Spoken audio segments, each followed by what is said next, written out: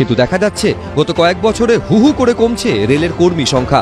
পরিসংখ্যান বলছে বছর 20 আগেও রেলের মোট স্থায়ী কর্মীর সংখ্যা ছিল প্রায় 21 লক্ষ। মোদী সরকারের আমলে 2020 সালে রেলের মোট স্থায়ী কর্মী সংখ্যা কমে হয় 12,54,386 জন।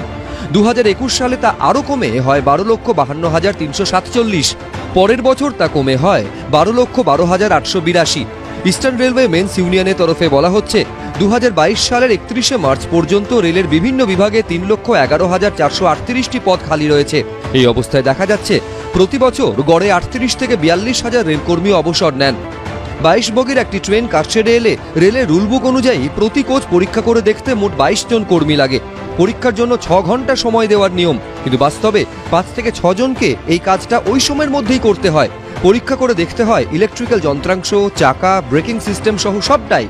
কোনো সময়ে এর জন্য 6 ঘন্টারও কম সময় মেলে বলে অভিযোগ কর্মী সংগঠনের। পর্যাপ্ত লোক না থাকায় একজন কর্মীকে 16 থেকে 17 কিলোমিটার রেলপথ পরীক্ষা করতে হয়। রুলবুক অনুযায়ী একজন লোকো পাইলটের ডিউটি টাইম 4 থেকে 6 ঘন্টা। শতাব্দী, দুরন্ত বা রাজধানীর লোকো পাইলটদের গড়ে প্রতি 20 থেকে 22 সেকেন্ড অন্তর একটি সিগন্যাল দেখতে হয়।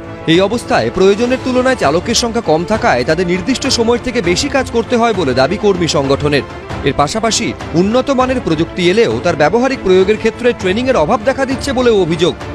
গোটা দেশ জুড়ে বলা হচ্ছে ট্রেনের গতি বাড়বে, অথচ ট্রেনের গতি বাড়ার সাথে যুক্ত ট্রেনের যে পরিকাঠামো, সেই পরিকাঠামো রক্ষার জন্য যে ম্যান পাওয়ার, সেটা হচ্ছে উপেক্ষিত।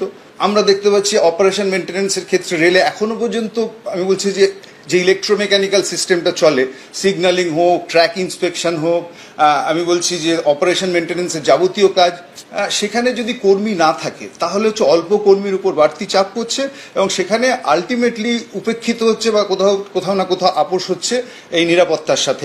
রেল বিশেষজ্ঞদের একাংশের মতে বেসরকারীকরণের ফলে রেলের বহু কাজ বাইরে চলে যাচ্ছে, ফলে দায় এবং দায়িত্ব অনেকটাই কমছে, সেই সঙ্গে কাজের মানও পড়ে যাচ্ছে।